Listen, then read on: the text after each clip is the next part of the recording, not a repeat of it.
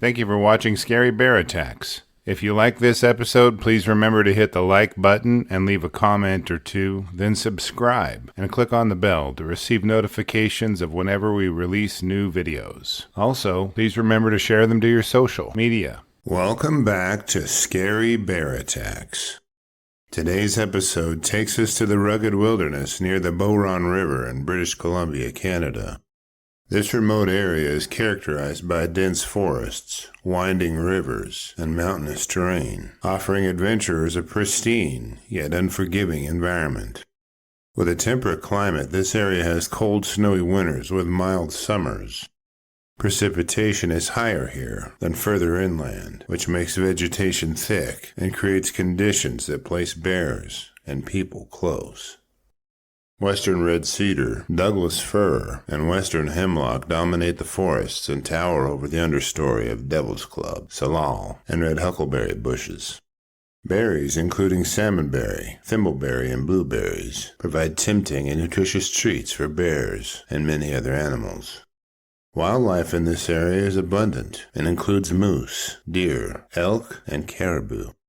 These large grazers and browsers nibble the plant life and in turn are nibbled by the predators, including Canada lynx, coyotes, wolves, cougars, black bears, and grizzly bears. This dynamic ecosystem creates a competitive environment in which calories and nutrients are cycled from plants to animals and from prey to predator at an alarming rate and efficiency.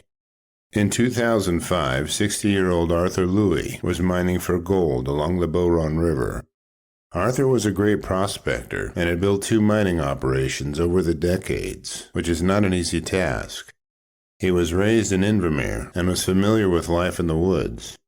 The mining camps were staffed with miners and all the support they needed to do their jobs.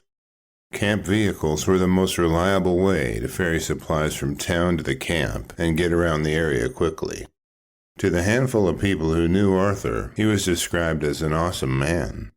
His quiet demeanor and personal integrity made him a reliable and trusted friend.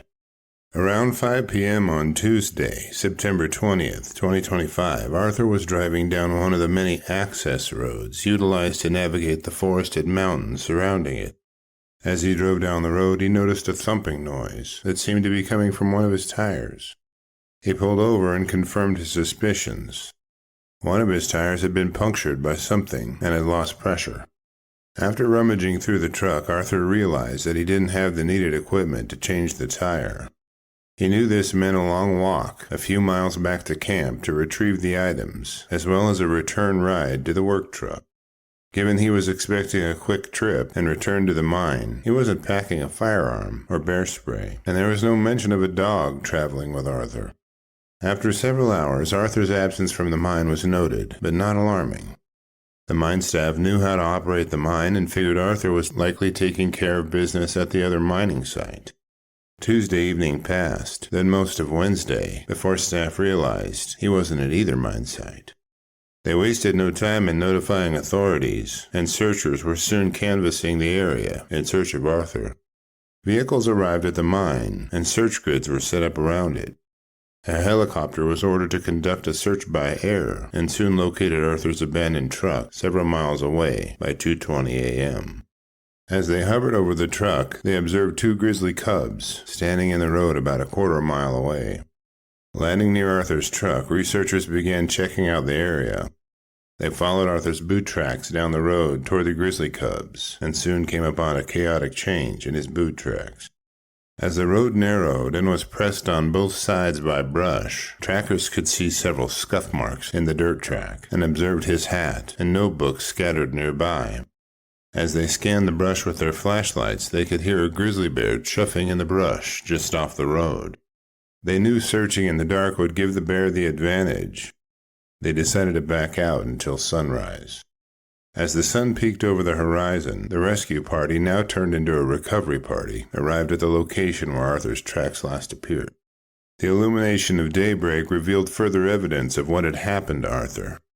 The dense brush along the road created a screen that put the sow grizzly and cubs far too close to Arthur, who was likely quietly hiking along in the dark. Drag marks leading from the road guided the party to his body, where they confirmed their worst fears. After examining his body, they concluded the sow was likely acting in defense of her cubs and herself. The Grizzlies hadn't consumed Arthur's body, but had killed him, nor had they cached his corpse. Concerned that the bears may be involved in further attacks, snare traps were set out around the area of Arthur's death. Their hopes were to catch all 3 bears, and then decide what to do with them afterward. I could find no source indicating what actions, if any, were taken against the sow grizzly and her cubs. Speaking of cubs, our Cub Tier membership on Patreon, linked below, will give you ad-free early access to our episodes, and the $3 per month goes a long way in helping me continue to produce educational and entertaining content like this. Arthur Louie's death was the first fatal bear attack in British Columbia since 2002. Since 1985, 7 people have been killed by black bears, and 6 by grizzlies in British Columbia, including Arthur Louie.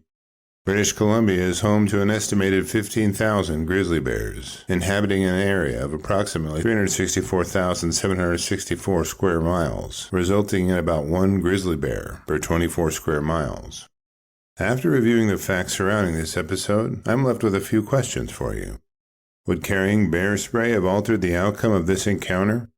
How can individuals better prepare for unexpected wildlife encounters in remote areas? What measures can be taken to reduce the risk of bear attacks, especially in regions with high bear populations?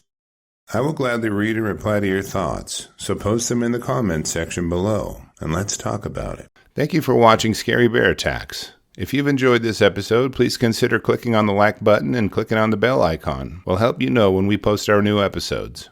Posting our video links to your social media profiles furthers awareness, and it's fun. We slashed our prices in our merch store, linked below, so check out the bargains there while you shop.